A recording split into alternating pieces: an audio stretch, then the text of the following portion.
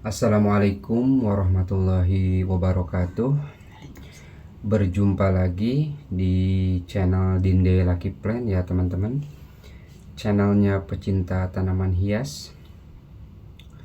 Apa kabar teman-teman semuanya? Semoga teman-teman semua dalam keadaan baik, dalam keadaan sehat walafiat ya teman-teman. Baik teman-teman, kali ini saya mempunyai 4 pot tanaman sansevieria ya, masih sekitaran stek daun sansevieria yang akan saya sharing pada kesempatan kali ini ya. Saya akan sharing atau berbagi mengenai stek daun sansevieria yang menumbuhkan anakan roset seperti ini.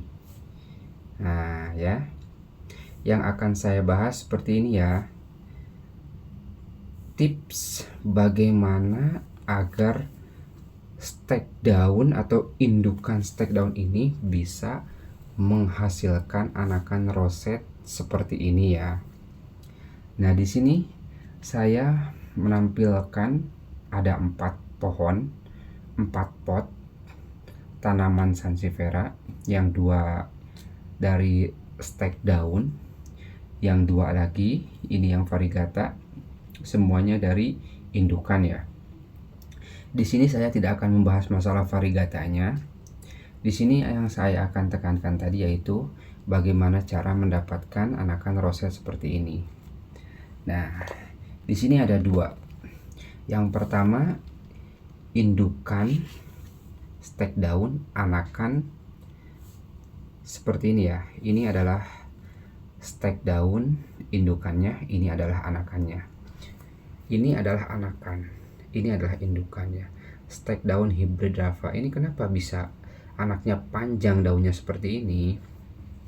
Kenapa? Karena ini adalah salah satu kemungkinannya ya, salah satunya adalah menancapkan daun induk ini terlalu dalam ya.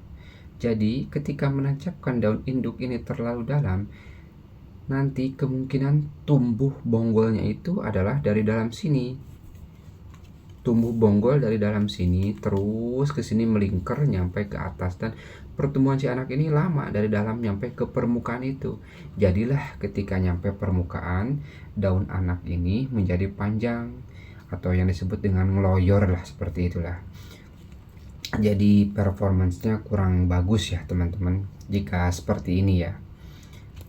Mungkin orang-orang kurang suka ya dengan performance yang seperti ini ya, daun panjang ngeloyor. Kemungkinan ntar daun yang kedua bisa tumbuh seperti ini lagi, di sini nih daun kedua, daun ketiga, jadi anaknya itu panjang-panjang daunnya.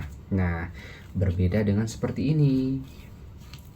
Nah ini kan anakannya roset nih, ini indukannya nih. Nah bagaimana biar mendapatkan anakan roset seperti ini? Kita tanam induk ini jangan terlalu dalam. Nancep di media tanam ini cukup di permukaannya saja.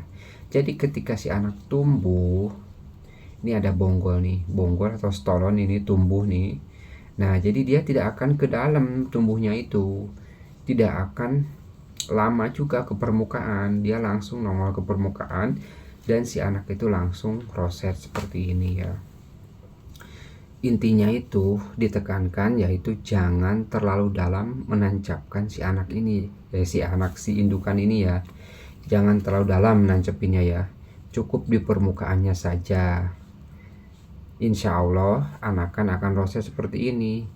Jadi si stolonnya itu enggak di dalam tanah, itu jadi di permukaan, enggak di dalam media ya teman-teman.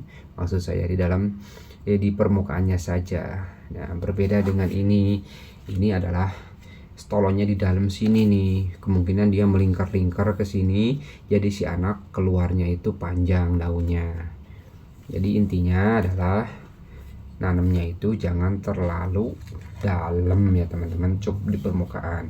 Contohnya kalau pada indukan yang dicubles seperti ini juga sama kasusnya tuh. Ini si stolonnya itu atau si ininya bonggolnya itu ya si stolonnya ini di dalam sini nih, tuh kelihatan ini kan keriput nih, kisut-kisut nih. dari bawah sini baru keluar seperti ini, panjang ya anakannya, panjang ngeloyor. Jadi performance-nya nggak kayak indukan. Kalau indukan kan ngipas, ini bagus ya daunnya, jadi rapi ya. Jadi jika seperti ini, pengalaman saya itu sebagian besar jika bonggolnya itu terkubur dari bawah, pasti anakannya akan panjang daunnya seperti ini, ngeloyor ya teman-teman ya. Di sini saya juga contoh yang bagus. Nih ada contoh yang bagus. Nih, ini contoh performance-nya bagus teman-teman. Ini si stolonnya ini di permukaan, dia nggak ke bawah. Jadi alhamdulillah anakannya itu bisa bagus seperti ini. Nah, ini nggak jauh beda dengan ini ya teman-teman ya. Ini kan di permukaan, ini juga di permukaan, sama ya. Jadi intinya kalau misalkan ingin mendapatkan anakan yang roset dari stek daun seperti ini, maka kita nanamnya itu jangan terlalu dalam, cukup di permukaannya saja teman-teman ya. Untuk share kali ini mungkin hanya itu saja ya teman-teman ya. Share bagaimana cara mendapatkan anakan roset dari indukan stek daun ya. Jadi sekali lagi kesimpulannya, jika ingin mendapatkan anakan yang roset dari indukan stek daun, nanamnya si induk ini jangan terlalu dalam ya teman-teman ya, cukup di permukaannya saja. Oke, terima kasih untuk perhatiannya. Mohon maaf atas segala kekurangannya. Wassalamualaikum warahmatullahi wabarakatuh. Terima kasih.